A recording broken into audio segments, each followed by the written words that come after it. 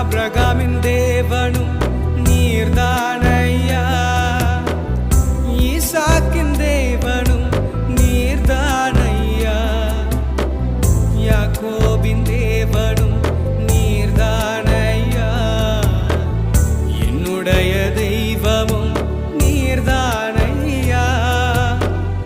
என்னுடைய உழைப்பை யார் வந்து பறித்து கொண்டாலும் என் தலை உயர்த்துபவர் நீர்தானையா.